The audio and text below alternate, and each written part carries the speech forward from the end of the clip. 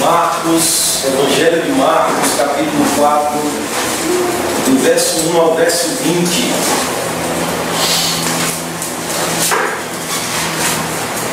Vamos lá. Eu vou ler, os irmãos acompanhem a leitura. Marcos, capítulo 4. Voltou Jesus a ensinar à beira-mar, e reuniu-se numerosa multidão a ele, de modo que entrou num barco, onde se assentou, afastando-se da praia. E todo o povo estava à beira-mar, na praia. Assim lhes ensinava muitas coisas por parábolas, no decorrer do seu doutrinamento. Ouve, eis que saiu um semeador a semear. E ao semear, uma parte caiu à beira do caminho. Vieram as aves e a comeram.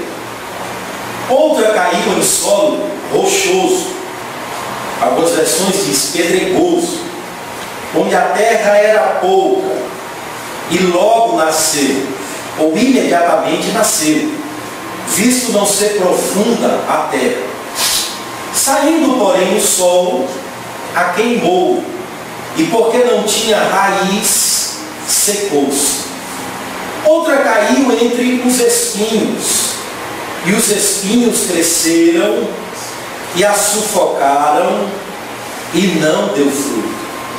Outra, enfim, caiu em boa terra e deu fruto, que vingou e cresceu, produzindo a 30, a 60 e a 100 por um. E acrescentou: quem tem ouvidos para ouvir, ouça. Quando Jesus ficou só, os que estavam junto dele, com os 12, o interrogaram a respeito das parábolas.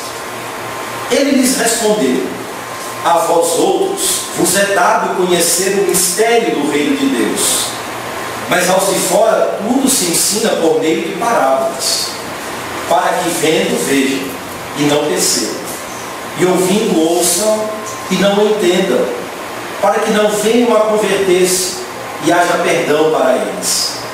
Então lhes perguntou: não entendeis esta parábola, e como compreendereis todas as parábolas? O semeador semeia a palavra. São estes os da beira do caminho, onde a palavra é semeada, e enquanto a ouvem, logo vem Satanás e tira a palavra semeada neles. Semelhantemente, são estes os semeados em solo rochoso, os quais, ouvindo a palavra, logo a recebem com alegria. Mas eles não têm raiz em si mesmos, sendo antes de pouca duração.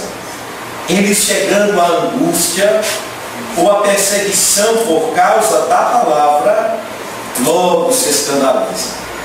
Os outros, o semeado entre os espinhos, são os que ouvem a palavra.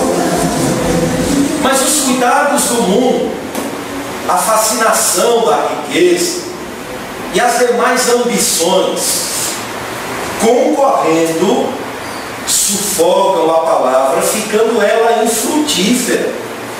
Os que foram semeados em boa terra são aqueles que ouvem a palavra e a recebem, frutificando a 30, a 60 e a 100 por um. Amém. Já sei.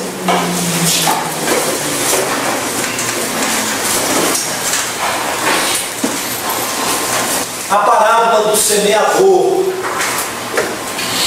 Jesus agora, no capítulo 4 de Marcos, vai ensinar uma série de parábolas. Parábola do semeador, parábola da candeia, parábola da semente, a parábola do grão de mostarda. E Jesus fazia isso para fazer aplicações no reino de Deus, para levar o povo à reflexão, para levar os seus ouvintes a um mergulho em si mesmo, a partir do ensinamento da palavra de Deus. E Cristo aqui vai, mais uma vez, para um lugar espaçoso. E mais uma vez temos o fenômeno, muitas pessoas, multidões. E ele vai para a beira da praia, mais uma vez, um lugar bonito, espaçoso, aonde se podia aglomerar um número grande de pessoas, porque os irmãos sabem que a sinagoga fechou as portas, a casa ficou um lugar apertado, a notícia se espalhou por todas as regiões, até os pagãos das regiões de Tiro e Sidom, das regiões distantes de Israel, estão vindo para ouvir, para ver quem é esse que está operando milagres, quem é esse que está anunciando coisas novas.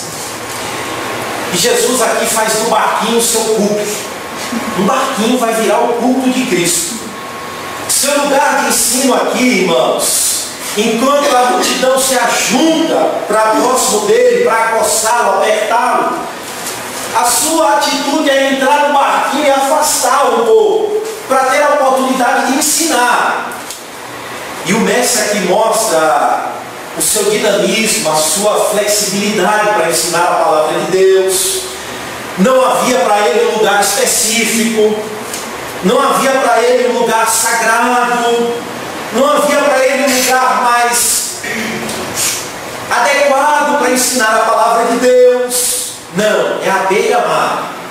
O barco vai virar um culto, a praia vai virar um lugar de adoração, de ensinamento. Deus vai falar com o povo à beira-mar. E o barco vai se afastar para ficar melhor a comunicação.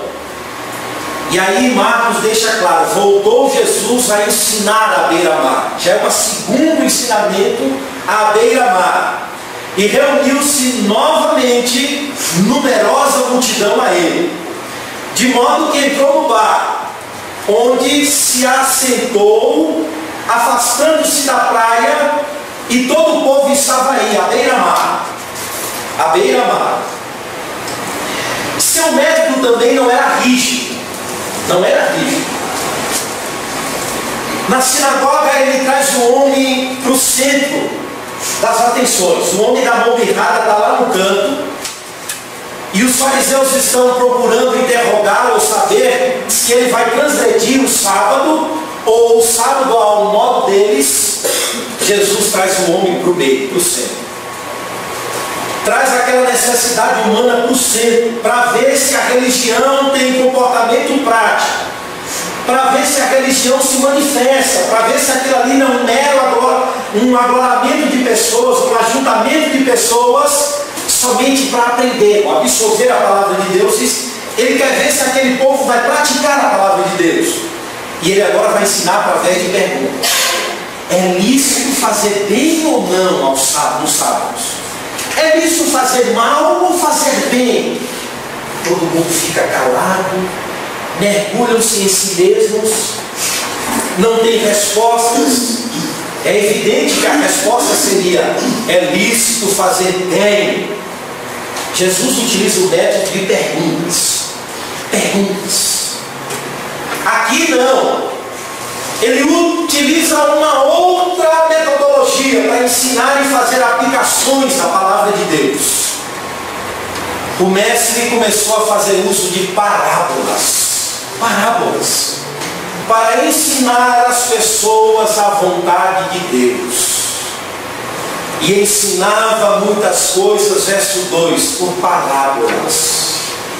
O termo parábola significa colocar ao lado, fazer comparações, colocar ao lado, utilizar elementos do cotidiano, coisas que eu e você estamos lidando com elas todos os dias, elementos comuns: semente, semeador, solo, candeia, lâmpada, velador. Ele utiliza elementos do cotidiano para fazer aplicações do reino de Deus. Ele coloca uma coisa ao lado da outra para fazer comparações e extrair aplicações profundas do reino de Deus. E Jesus, irmãos, utiliza esse método ou forma de ensino para levar os ouvintes a refletir que solo ou que terreno é o coração de vocês. Que espécie de ouvinte vocês estão incluídos? Um sermão é mais um sermão? Um ensino é mais um ensino? Ou o que é prioridade sobre a vida de vocês? É o chamado urgente do reino? Ou são as ambições que estão a fervilhar no interior de vocês? Jesus faz isso de forma simples, a fim de que você mesmo utilize a parábola e se coloque ao lado dela, se autoavalie, ou melhor, se perceba, se enxergue. E Jesus apresenta neste método características do reino de Deus, este reino amplo, que alcança todas as áreas da minha, da sua, das nossas vidas, que muda completamente as nossas perspectivas, nos faz ver tudo diferente. Agora, a visão muda quando alguém enxerga o reino de Deus. Os teus olhos agora serão os do reino. É como ele diz, o reino é comparado a um homem que encontrou um terreno no terreno de uma mina. Ele foi lá, vendeu tudo e comprou o terreno. Tudo é visto agora a partir da perspectiva do rei. Nada se sobrepõe ao rei, ou nada deve ser comparado ao reino de Deus. Agora, a sua palavra tem efeitos diferentes sobre os ouvintes. Ainda que o sentido literal seja claro, quem não conhece o semeador? Quem não conhece uma semente? Quem não conhece o solo rochoso? Quem não conhece espinhos? Agora, as comparações são diferentes. Esse método, embora simples e claro, Jesus vai mostrar, vai produzir mais endurecimento a alguns e transformações a outros. Ao mesmo tempo que ela está se manifestando, ou este ensino está se manifestando como uma forma de Deus trazer juízo sobre as pessoas, porque trazendo uma metodologia mais simples, Deus está mostrando que os ouvintes serão entregues a si mesmos e mergulharão em si mesmos. Veremos ele no decorrer da parábola. E muitos ouvintes perceberão de forma diferente. É diferente da alegoria, porque a alegoria você alegoriza sobre a história. A parábola não. Você precisa entender e descobrir o seu significado original, para ver o que ela quer dizer. O que é o sentido original dela e o que esse sentido original se aplica ao reino, às nossas vidas, à minha vida. E ele utiliza com propósitos variados. Vocês vão ver, variados. Com ela, ele instrui sobre a natureza e governo de Deus. Com ela, ele utiliza para estimular a fé e a entrar no reino. Entrar no reino. Pois capítulo 3, Marcos vai mostrar quem está fora e quem está dentro. Quem é a família e quem não é a família. Para formar atitudes e mudanças de comportamentos. Ao mesmo tempo em que Jesus sabe e reconhece inteiramente que cada pessoa ouve de acordo com o seu próprio conjunto de referências. Alguns estão preparados e receptivos. Outros irmãos estão dispostos, melhor, predispostos a contestar suas palavras. Mas vemos que a palavra de Deus é como um míssil. Ela atinge vários pontos. ela atinge vários ângulos. Ela ataca consciências de diferentes pessoas, embora seja ensinado da forma mais simples. Ela alcança diferentes níveis. Ela penetra no mais profundo do ser das pessoas e vai separando juntas e medulas, como diz Hebreus, discernindo os pensamentos secretos dos corações humanos. Ela penetra nossas defesas. Ela entra em nossa consciência, passa pelos nossos pensamentos. Ela atinge um preconceito, ela atinge uma dúvida, uma falta de vontade ali, uma dureza aqui, um medo aqui, um outro ali. Ela não volta vazia, aquilo que Deus disse: antes cumprirá o meu desígnio e fará aquilo a que a minha vontade determinou. A maioria das pessoas, irmãos, que seguia a Cristo, não iria produzir frutos dignos de arrependimento, embora estavam sendo ouvintes. O coração da maioria aqui era como uma espécie de solo pobre, duro, rochoso, cheio de espinhos. Agora muitos vão dar fruto. É assim, é cheio de vida para quem está na vida, cheio de morte para quem está na morte. Muitos serão como figueiras, a ocupar somente lugares. Essa parábola Jesus vai mostrar, é a porta de entrada para entender as demais. Jesus pergunta: vocês não estão entendendo essa simples, quem dirá as demais?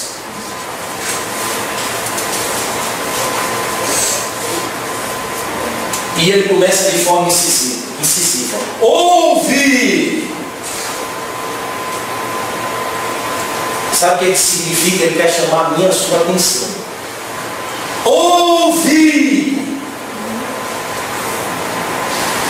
Agora ele encerra também: quem tem ouvidos, ouça o que o Espírito diz. Ou quem tem ouvidos para ouvir, que ouça. Agora esse ouve nos remete ao Velho Testamento. Ouve, Israel! Os profetas se levantaram. Ouve, Israel! Era uma forma do profeta se interpor entre Deus e o povo. Porque o profeta representa Deus no meio do povo. Diferente do sacerdote que leva dons e sacrifícios ao povo, a Deus pelo povo. O profeta não, desce em direção ao povo e tenta de todas as formas chamar a atenção: ouve, ouve. Esse chamado sempre marcou, irmãos, e deixou marcado ocasiões especiais em que Deus estava tentando chamar a atenção do seu povo. Usando Jeremias, ele diz: ah, se o meu povo me desse ouvido. Aqui Cristo quer chamar a atenção: ouve. Agora, ele está falando através do Filho, o qual o constituiu herdeiro de todas as coisas. Aqui é o grito de Deus aos ouvidos dos pecadores: ouve! Ele está falando com a autoridade do próprio Deus: ouve. Por isso, é de crucial importância que todos parem para ouvir. Verso 3: ouve. É importante que as pessoas parem para ouvir. No mundo antigo, quando alguém queria transmitir algo vital, a algumas pessoas, ou a uma pessoa, a várias pessoas, e queria que essa pessoa desse importância a essa comunicação, a esse anúncio, e queria que essas pessoas ouvissem direito. Sempre se exigia um gesto de prontidão: pare para ouvir, pare para ouvir. ouça, me dê atenção. Esse ouvir pressupõe ouvintes, irmãos, esquecidistas, reticentes. Tiago reforça isso em sua pequena epístola. Não sejamos ouvintes esquecidistas da palavra de Deus. Deus está aqui em Cristo apelando a que as pessoas deem ouvidos. O que Ele vai dizer e ensinar é de vital importância aos pecadores. Ah, mas o chamado de Deus não agrada. Não agrada. Seu chamado exige do homem uma postura. Primeiro, uma postura. Ouve. Você, para ouvir algo importante, de vital importância, você precisa parar. E dentro da própria parábola, ele vai descrever de indivíduos que estão ocupados demais para ouvir Deus. Uns estão correndo, outros estão indiferentes. Outros abraçam com alegria, mas quando a dificuldade se rompe, eles se escandalizam, não tem raiz.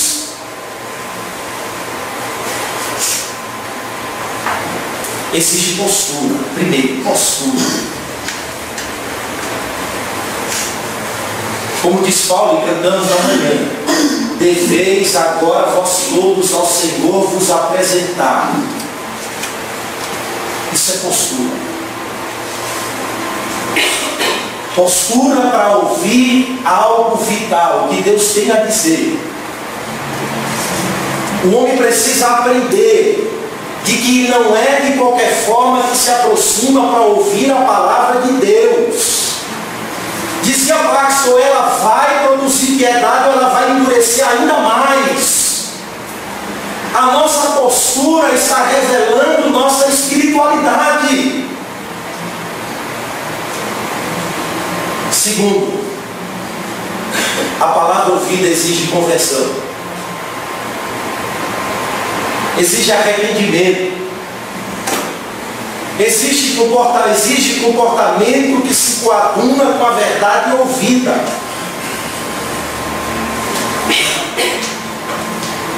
Mas o homem é um surdo espiritual. Surdo. Tem orelhas, mas não tem ouvidos. Tem olhos, mas não enxerga. O que Cristo aqui busca é um ouvir adicional, intenso, sem reservas, que vai além de um ouvir ciclano, beltrano e fulano. É ouvir com os ouvidos do coração.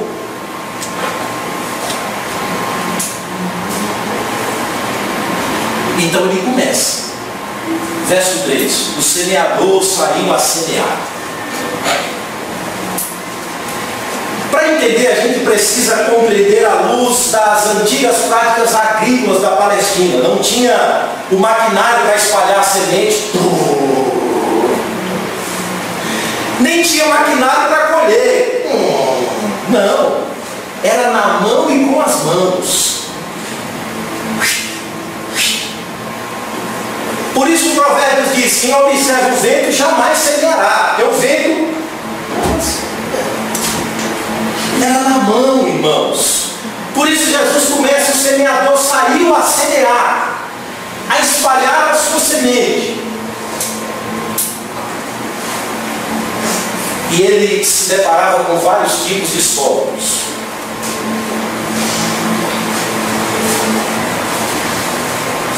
Nesse processo, a semente se espalhava naturalmente. Ele ia jogando. Caindo em vários locais. A parábola vai deixar claro. Vários locais. Aí, somente após a semente lançada, o terreno era arado. Enterrando a semente, esperando que ela... Aqui o texto mostra isso de forma muito clara. Uma parte caiu à beira do caminho, outra em solo rochoso, outra entre espinhos, outra enfim. A palavra não encerra no pessimismo. Enfim, caiu em solo bom. E dependendo do tipo do solo, você vai ter um resultado. Dependendo onde a semente cair, terá um resultado. Algumas não vão vingar. Somente a que caiu em boa terra, ela vai vingar, vai dar frutos progressivos, crescentes, 30, 60, 100 por 1. A primeira semente caiu à beira do caminho. Irmãos, na Galileia não havia lavouras amplas, né? Não tinha. Elas formavam os lençóis estreitos. E era contornado pelos caminhos aonde as pessoas passavam. Aqui estava um e aqui um caminho. Ali estava outro e ali outro caminho. E muitos que caíam à beira do caminho, aqui na beira, eram comidas pelas aves antes mesmo do terreno ser arado. A ave vinha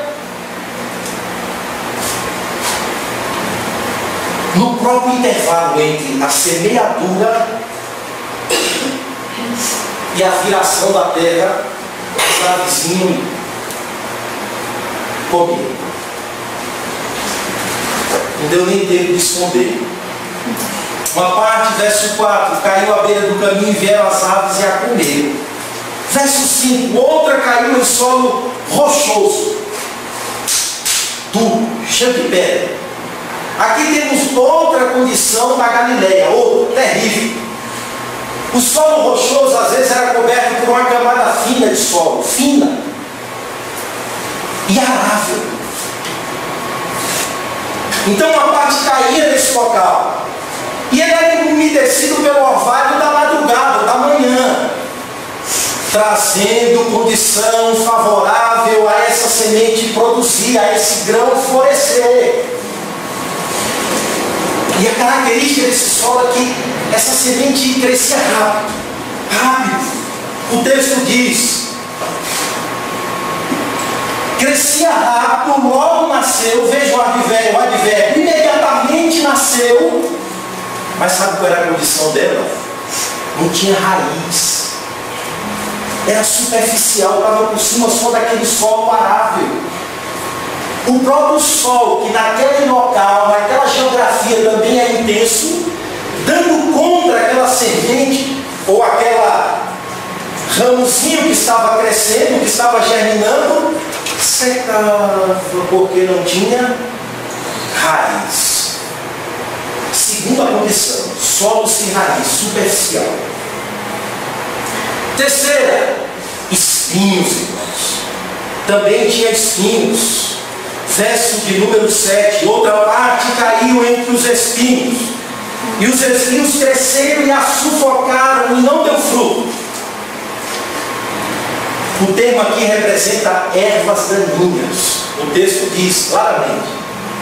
Irmãos, eram ervas que a história diz, ou os relatos dizem que a raiz dela tinha até 30 centímetros. Ninguém conseguia arrancar. Sabe o que o agricultor fazia? Só conseguia queimar. Queimava, mas ela de novo brotava rápido. Em alguns lugares formava até cercas vivas. Um emaranhado de ervas, um emaranhado de espinhos.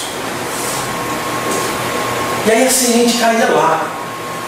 O que acontecia? Crescia, mas pela condição dos espinhos que estavam sufocando, irmãos, ela crescia de forma medíocre. Os espinhos a sufocavam, não deixavam ela crescer mais. Ficava ali aquele negócio mirrado. Não carregava nem de espigas, porque os espinhos estavam sufocando. A quarta característica, enfim, verso 8, outra enfim caiu em boa terra e deu fruto, que vingou e cresceu, produziu a 30, a 60 e a 100 por 1.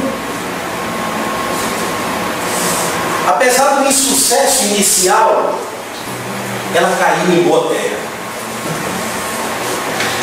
Por isso, o peso maior aqui não é o da tragédia, mas sim o do florescimento. O que Cristo quer chamar a atenção é que, o fim de tudo, a semente caída em boa terra, ela produz frutos abundantes. O tom aqui é de produtividade.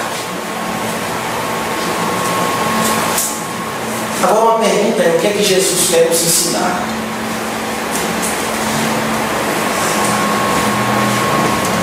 A comparação não pode ser feita de forma superficial. O que é que Jesus quer ensinar? Os próprios seguidores ficam assim, sem saber como comparar. Quando ficam a sós com ele, ou quando fica só, os que estavam junto dele com os 12 interrogaram a respeito das parábolas. O que é isso? Como entender isso? Como comparar isso? Como colocar uma coisa ao lado da outra? É como se eles estivessem dizendo: qual é a relação entre a história do semeador e o que está acontecendo entre nós?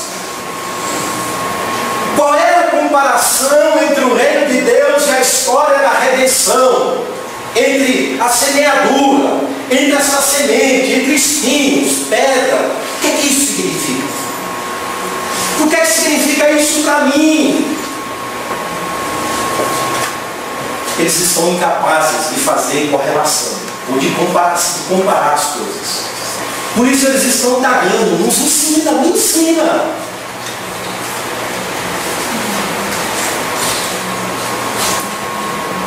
E aí Jesus responde em termos de mistério. É mistério. É mistério. Mas não é mistério no sentido de algo oculto, escondido, obscuro. Não. O mistério aqui tem conotação comum. Mistério significa algo que estava escondido, mas agora está sendo revelado. Mistério significa aquilo que era oculto, mas que agora está sendo revelado. Mistério é aquilo que tem a sua plena revelação em Cristo. Jesus responde no verso 11: a vós outros vos é dado conhecer o mistério do reino de Deus, mas aos de fora, ou seja, tem de fora e tem de dentro, tudo se ensina por meio de parábolas. Irmãos, Cristo é o fim de todos os mistérios. Cristo veio, acendeu a luz, está acesa. Agora, aos discípulos está sendo dado o privilégio de conhecer. A primeira característica, ou a primeira condição para se conhecer os mistérios de Deus em Cristo, é ser alcançado pela graça. É ter por Deus o privilégio de conhecer. Porque o homem natural não compreende as coisas de Deus. Você pode ensinar com parábolas, da forma mais simples. Ele é ignorante espiritual, surdo, cego. Jesus diz: a vocês é dado o privilégio. Agora, a graça não veio só colocar para dentro, mas separar também dos que estão de fora. Essa graça inclui e também separa. Aos de fora não, a vocês sim. É o privilégio, irmãos, de conhecer a vontade de Deus em Cristo. É graça. Conhecer a vontade de Deus em Cristo é dádiva de Deus. A verdade, irmãos, infelizmente, aqui no texto está sendo mostrado, vai produzir divisão. É claro, a verdade vai separar. Vai separar os que estão fora e os que estão dentro. Capítulo 3, a família de Jesus chega e fica de fora. E diz assim: chama ele lá dentro. Fala para ele que os seus parentes estão chamando. Quem são meus pais, minha mãe e meus irmãos? Todo aquele que faz a vontade de Deus, esse é meu pai, minha mãe e meus irmãos. Jesus disse que um novo entendimento de família da fé está sendo construído com base nele. E a verdade aqui, Jesus está dizendo: a vocês é dado o privilégio de conhecer, mas conhecer de forma profunda.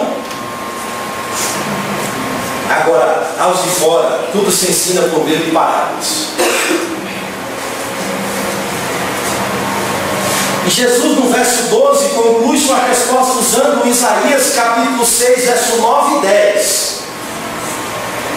Quando ele diz: para que vendo vejam e não percebam, e ouvindo ouçam e não entendam, para que não venham a converter-se e haja perdão para eles. É duro, esse texto é duro, Isaías. O que Cristo está mostrando é que ele está trilhando o caminho de Isaías. Agora, o que é que isso significa dentro da parábola? Irmãos, Isaías não pregou páginas em brancos, ou em branco, melhor dizer. Mas ele pregou de forma clara, sabe quem? A um povo rebelde, duro. Israel. Um povo que preferiu ser destruído no cativeiro a voltar-se para Deus. Aí Deus pergunta: o que mais se poderia fazer a este povo? Por isso Deus faz, através de Isaías, do profeta, o que essas pessoas estavam procurando. Sabe o que? Deus entrega ao teimoso a própria teimosia. E ele agora vai endurecer-se e vai mostrar que ele vai dificultar o caminho. Vocês vão ouvir e não vão entender. Vocês vão ver e não vão enxergar. E mais à frente o profeta diz: a palavra de Deus a vocês será mandamento sobre mandamentos, legalismo sobre legalismo, porque vocês não vão conseguir enxergar os princípios espirituais dos meus ensinamentos. Vocês não querem seguir o caminho de vocês? Ele bloqueia o retorno e diz: vai, Isaías, prega, mas eles não vão ouvir. Prega, mas eles não vão voltar. Prega, mas eles não vão ver. Prega, mas eles não vão dar ouvidos. Aí o profeta fica perplexo.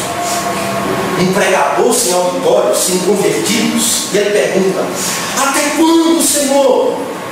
E Deus diz: até que a árvore velha caia e fique só o tronco, ou só o topo.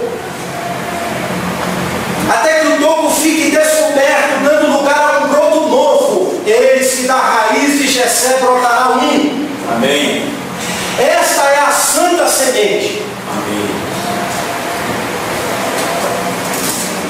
Visto de perto, a pregação de Isaías era o último chamado. Deus estava gritando através de Isaías e chamando pela última vez: ouve, Israel! Amém. Agora Jesus repete a história. Eu sou Isaías. Ouve! Quem tem ouvidos, ouçam! Deus está falando em Cristo nos últimos dias. O texto é claro, irmãos. Deus está falando através do Filho, através da pregação do reino.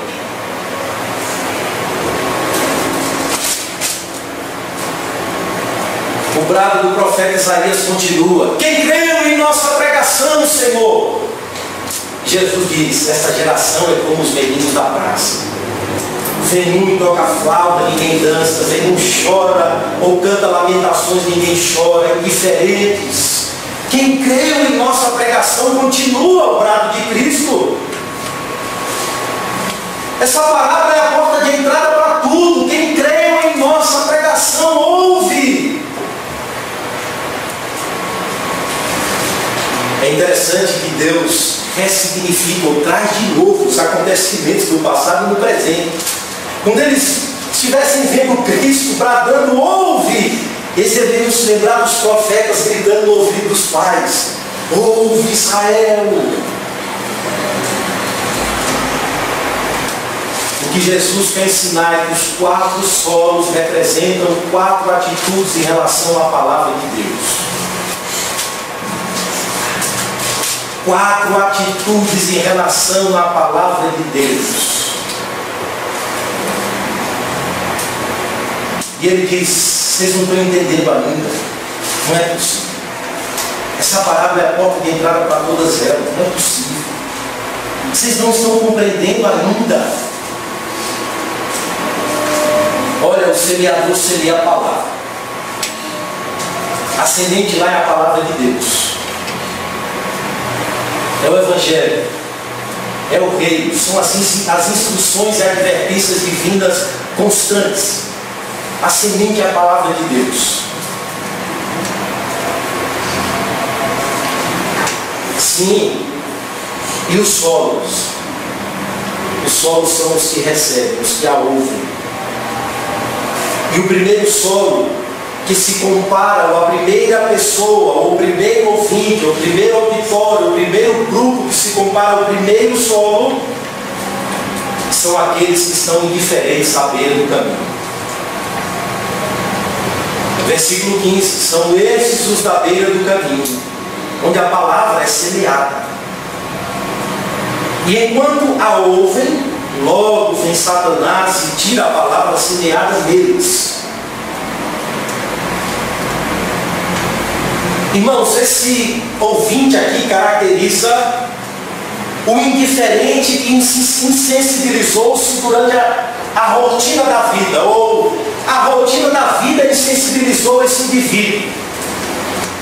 É o homem que vai vivendo a vida sem dar importância alguma às verdades espirituais e eternas. Ele acha que o mundo se restringe aqui, ou a vida se restringe aqui.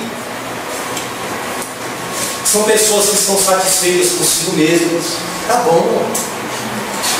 Estão agarradas ao hábito, escravas da rotina, orgulhosos de sua condição, crenças. E o mais leve pretexto é o bastante para rejeitar ensino, pregação. E a palavra de Deus não produz nenhum efeito na vida dele. Nada. É como bater em solo rochoso. Nada. Ele vai vivendo a vida como se estivesse dentro da mais perfeita ordem. Está tudo bom. Agora veja, o texto deixa claro: não há neutralidade na vida. Não há. Corações indiferentes à palavra de Deus. O texto mostra que Satanás está agindo por trás dos bastidores. Ele atua nos filhos da desobediência. Paulo diz: o diabo cega o entendimento dos incrédulos para que não lhes resplandeçam a luz do Evangelho.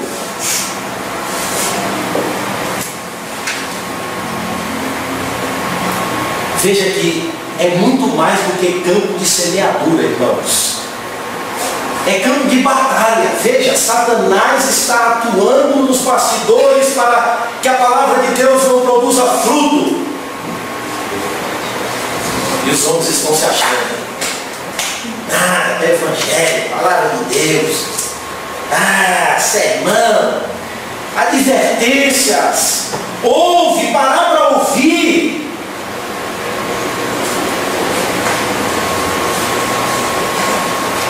Enquanto a ouve, eles têm ouvido. Logo, imediatamente, vem Satanás e tira a palavra semeada neles. Ela não produz frutos, só alcança os ouvidos.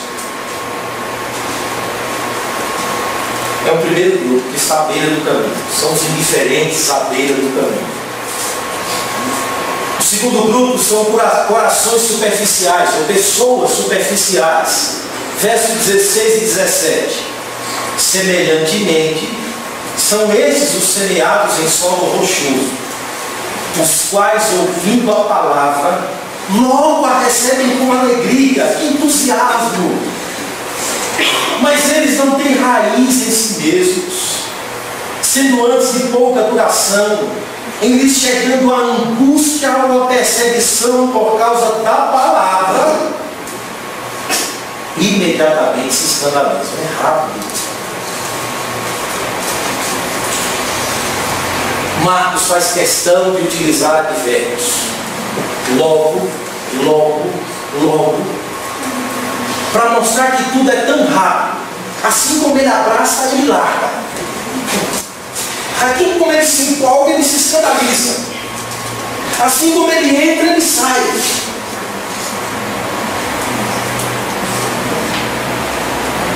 São pessoas, irmãos, que se apegam rapidamente à palavra de Deus, ao ponto de enganar pelas suas manifestações externas. Essas pessoas imediatamente recebem. E elas recebem com muita alegria. Veja o texto. Tem emoções. Tem emoções fervendo aqui. Não é um frio diferente. Tem alegria, tem emoção, tem empolgação. Agora o texto diz, veja, com a mesma rapidez com a qual eles abraçam, é com a mesma rapidez que eles largam.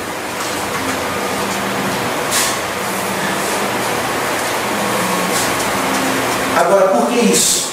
É a pergunta. A decisão baseada na emoção, na alegria, no calor do momento. Elas abraçam com alegria, sem compreender de forma profunda as implicações do Evangelho. Suas decisões são sempre superficiais. Lutero chama esses ouvintes de volúveis, que se viram conforme o vento sopra.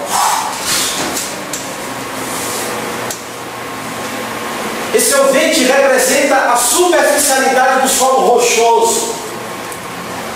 Por trás da manifestação alegre, há durezas profundas que o próprio receptor desconhece. Ele é enganado pela empolgação. Sua empolgação inicial não se confirma, não vinga. Irmãos, eu não estou dizendo que a emoção não faz parte da vida cristã. Faz parte. Faz parte mesmo. A alegria faz parte da vida cristã, é um dos frutos do Espírito. Mas ela vem acompanhada de um entendimento profundo da verdade. É alegria no Espírito Santo. Ela vem permeada de uma sólida experiência com Cristo.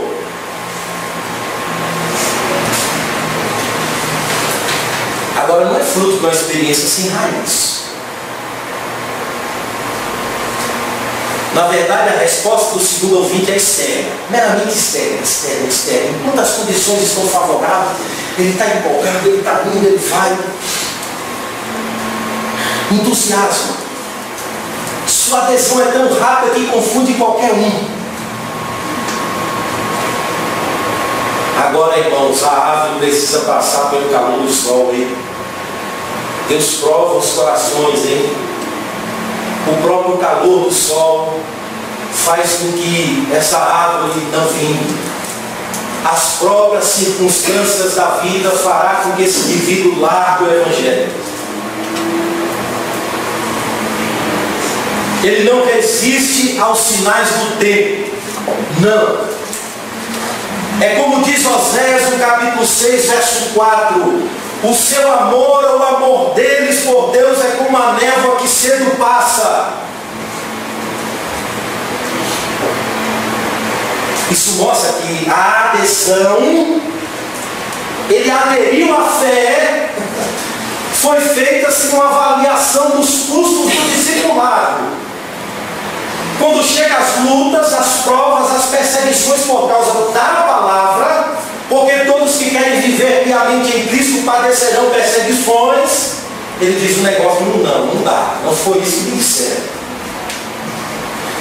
Vou largar esse trem. Se escandaliza, não é o pecado que escandaliza, mas é a perseguição por causa da verdade que está escandalizando esse indivíduo.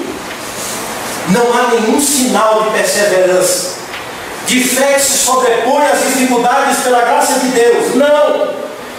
Há uma mão que se arrefece rapidamente diante das dificuldades da vida. Agora, por quê?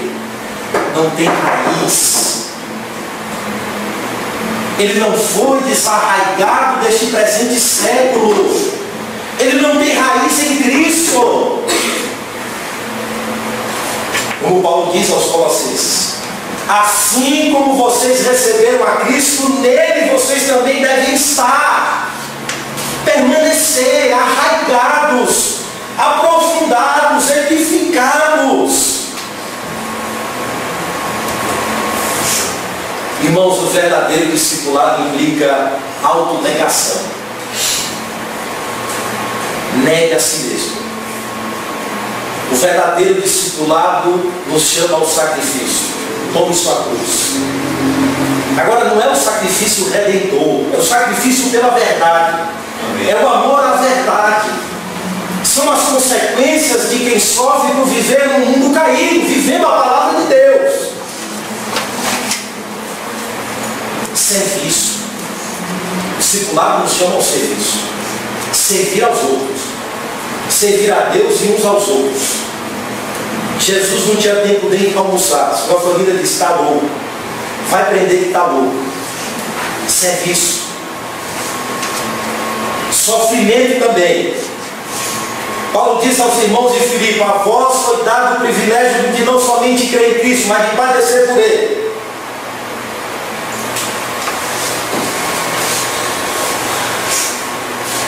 E o verso 17 mostra que o cristão pode passar por angústia. Não pode? Quem disse que não? Angústias. O 17 diz que os cristãos podem passar por perseguição. Perseguição, é. Agora, eu espero que tudo seja por causa da palavra. É o que está fazendo com que esse indivíduo se escandalize. O indivíduo está escandalizado pelas dificuldades que se rompem por causa da palavra.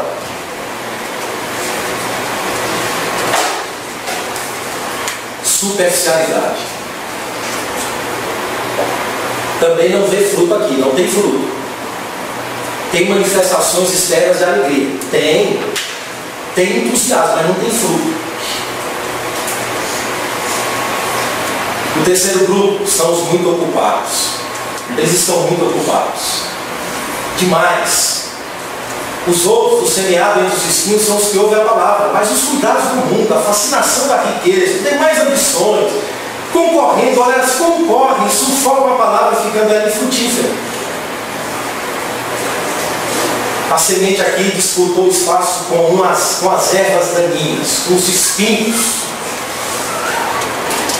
Ela não recebeu primazia.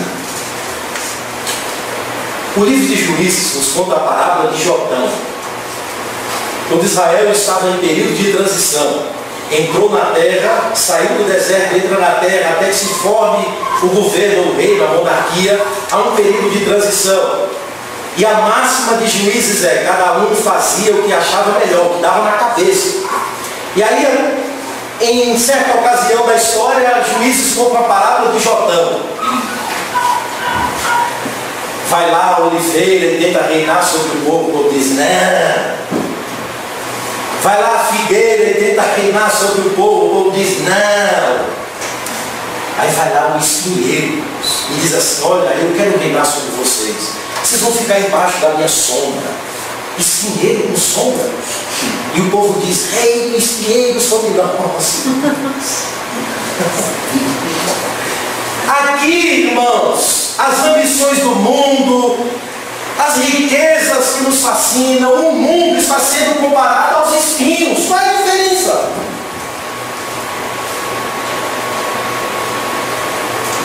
Essas coisas estão se tornando Deus sobre a vida dos indivíduos. Qual a diferença? Reina sobre nós, espinheiros. Qual a diferença? Reina sobre nós as ambições do mundo. Reina sobre nós a fascinação da riqueza. Reine sobre nós outras ambições. Reine de tal forma que nos ocupe a mente, que nos demande tempo, que sugue as nossas energias a tal ponto que não temos tempo para Deus. Qual a diferença?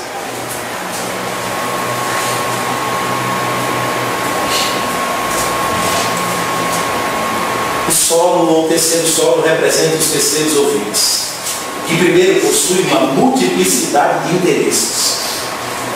Como é que esse indivíduo vive? para ouvir, ele até para, mas a sua cabeça está girando em tanta coisa.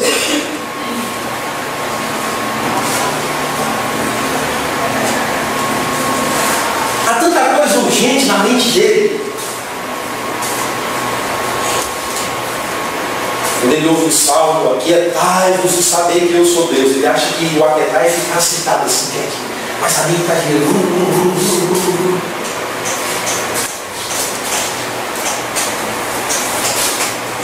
Irmãos, o que o texto está dizendo é que esse indivíduo não tem uma ordem correta das coisas.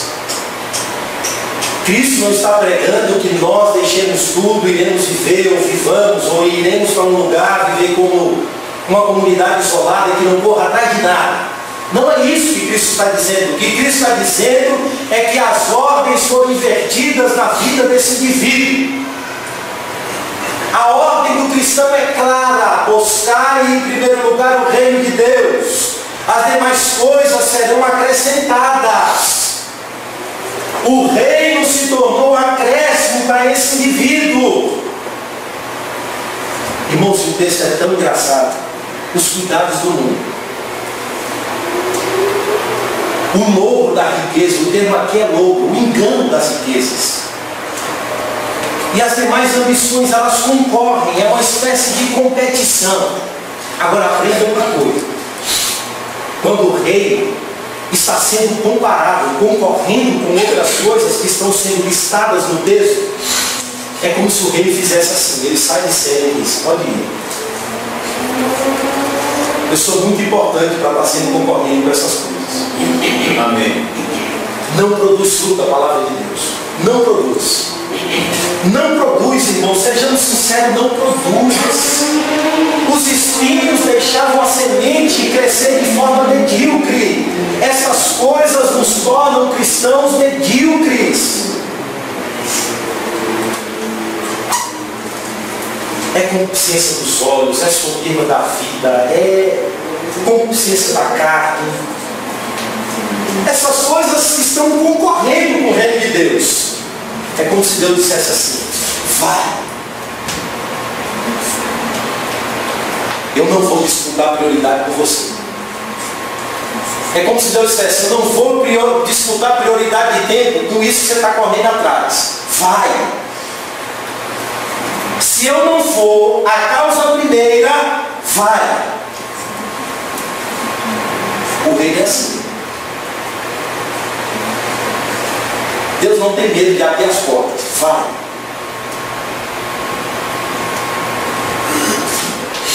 Agora o texto deixa claro: sufoca. Você já se sentiu sufocado? É dívida.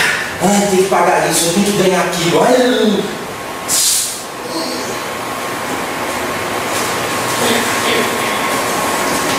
e aí a palavra vai produzir o quê? Nada. Quando a palavra de Deus diz vai, esse indivíduo para. Quando a palavra de Deus diz não vai, não faça, ele faz. Que fruto? Não tem fruto. Quando a palavra diz se auto-negue, ele diz não. Quando a palavra diz se sacrifique pelo reino, ele diz não.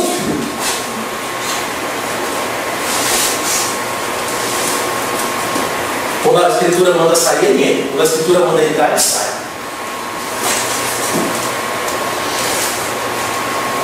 Não tem oxigênio, irmão, está sufocado, não tem. Pode pregar sermão, pode pregar ensino, pode tudo que você quiser. Esse indivíduo foi arrancado de si mesmo. Se ele não vê o reino de Deus como sua prioridade de vida, se ele não vê as demais coisas como acréscimo, domingo que vem a gente se encontra. É sempre assim.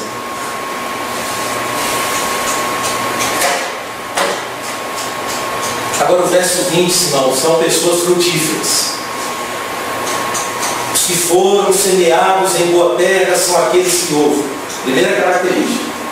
Todos ouviram. Mas há uma adendo, há uma acréscimo. E a recebem. Ou calma.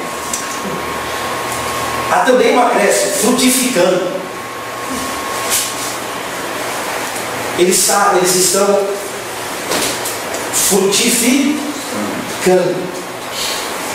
Essa caminhada deles é uma caminhada frutífera. E o texto mostra a progressão dos frutos, não estagnação. 30, 60, assim por um. É uma linguagem semítica que demonstra grande produtividade. Não são várias lavouras, é uma lavoura que, pela relação dos textos 30, 60 e assim por um, está mostrando o quanto foi frondosa essa semeadura, o quanto foi frutífera.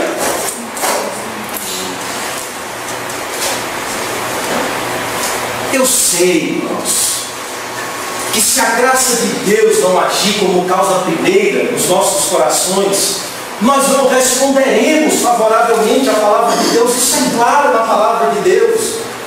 Mas exige-se do homem uma postura correta em relação à palavra de Deus. Você pode ter sido alcançado pela graça, você pode ter nascido de novo, mas você pode estar se tornando um ouvinte esquecidiço da palavra de Deus. As circunstâncias da vida podem ter sufocado sua vida cristã, de modo que o seu solo, o solo da sua vida, do seu coração, se tornou esse solo sufocado, pressionado.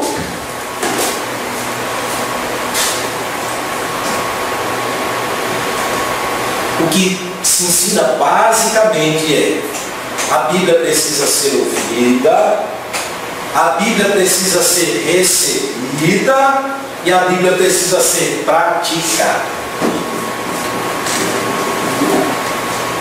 E nesses dias em poucos param, poucos ouvem e poucos praticam. Pouquíssimos, sejamos sinceros. Se naquela ocasião Tiago disse: lamentai e chorai. Lamentai e chorai. O que distingue esse solo dos demais é que a semente cai, vinga, produz fruto. O que distingue esse ouvinte dos demais é que ele ouve, que ele recebe. A palavra receber aqui demonstra a atitude correta de receber a palavra de Deus. E acima de tudo é um indivíduo que está pronto a frutificar. Na sua caminhada cristã ele vai andando e frutificando, andando e frutificando. Ou seja, isso mostra progresso. Isso mostra perseverança, outra característica cristã. Isso mostra fruto, outra característica cristã. Isso mostra crescimento progressivo, outra característica cristã. Esse indivíduo é um cristão legítimo, porque tem fruto. Eu vos chamei, vos designei para que vades e o vosso fruto permaneça. Tem fruto. Meu pai é o lavrador, meu pai é aquele que poda, o agricultor, e ele poda para que vocês deem mais frutos ainda. Tem fruto. Produzir, pois, frutos dignos de arrependimento. Tem fruto. Uma árvore é conhecida pelos seus frutos. Não pode uma árvore boa produzir más frutos, nem uma árvore má produzir bons frutos.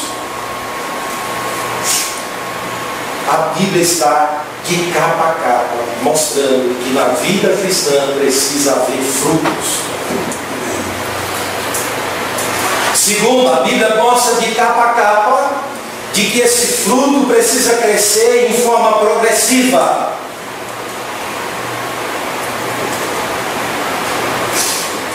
Deus se depara com os irmãos e diz assim: olha, vocês já deviam ser mestres.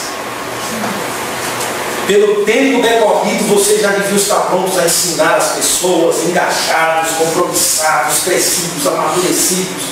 E eu não estou dizendo as mesmas coisas. Tem progresso, irmãos, na vida cristã tem progresso.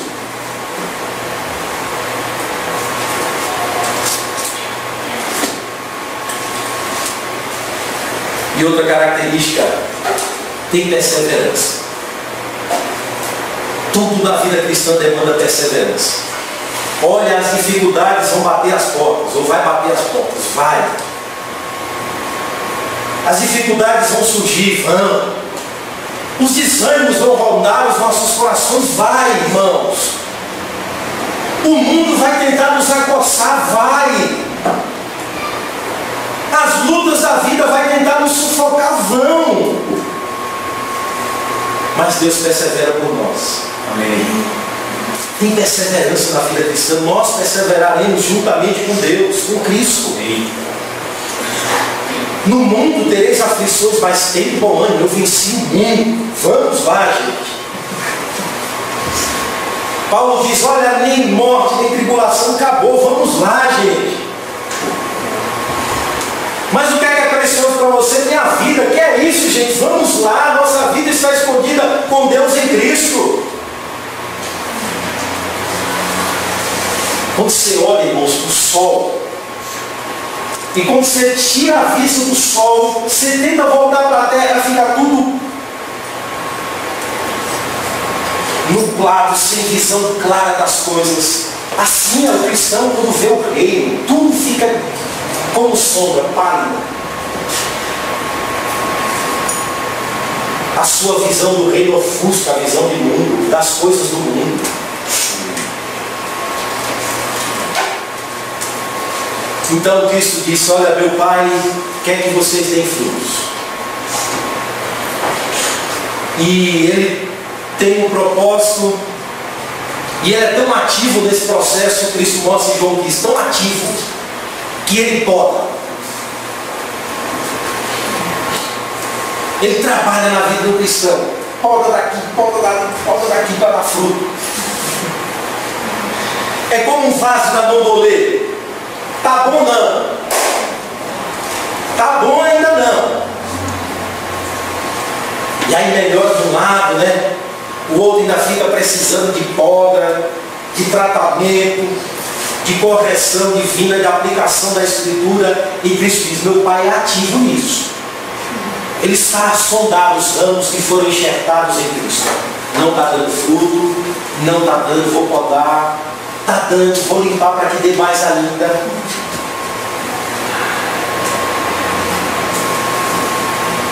Que a nossa vida cristã seja frutífera, irmãos. Amém. Que você receba a palavra de Deus, que ela produza fruto na sua vida. Quando chegar naqueles caminhos assim estreitos, que a Bíblia lhe empurrar, que a verdade lhe empurrar, que você haja de acordo com as Escrituras, ela vai produzir fruto. É assim. Vai colocando a gente caminhos. Diz aí, o que a Bíblia diz para eu fazer? Você age conforme a Escritura. Aquilo produz fruto, é 30.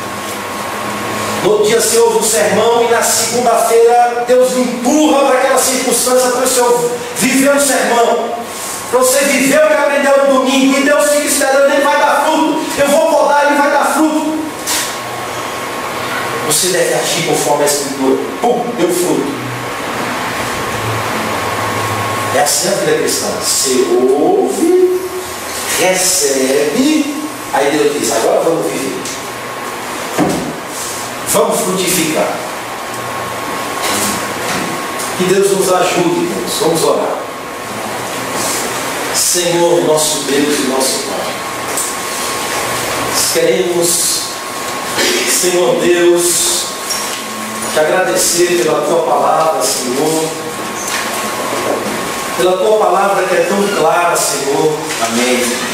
E de forma tão simples ela alcança o âmago, Senhor, das nossas vidas. Ela alcança a profundidade das nossas ações, da nossa consciência, da nossa mente, dos nossos pensamentos.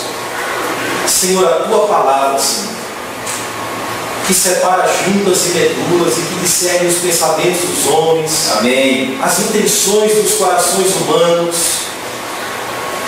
A Tua verdade que é como um espelho, Senhor, mediante a qual nós enxergamos, Senhor, a nossa condição. Nós enxergamos a nossa necessidade de produzir frutos, Senhor, no Teu reino. Amém. Necessidade de voltarmos ao primeiro amor, Senhor. E voltarmos à prática das boas obras, Senhor. Mas sem Ti, Senhor, nada nós podemos fazer, Pai. Sem Cristo, nada nós podemos fazer. Sem Ele, nós não podemos dar fruto, Senhor. Que a vida de Cristo seja, Senhor, a nossa vida. Que a mente de Cristo seja a nossa mente, Senhor. Que nas circunstâncias como Ele agiu, Senhor, nos ajude a agir como Ele agiu, Senhor. Que Cristo seja formado em nós, Pai. Amém. Que Teu Espírito forme Cristo em nós. Que o Senhor nos ajude a dar fruto, Senhor. Que o Senhor nos ajude a negar a nós mesmos, a servir, a sofrer pela verdade, a amar ao Teu reino acima de todas as coisas, Senhor. A amar a Ti sobre todas as coisas. Amém. Pai, nos ajuda, Pai.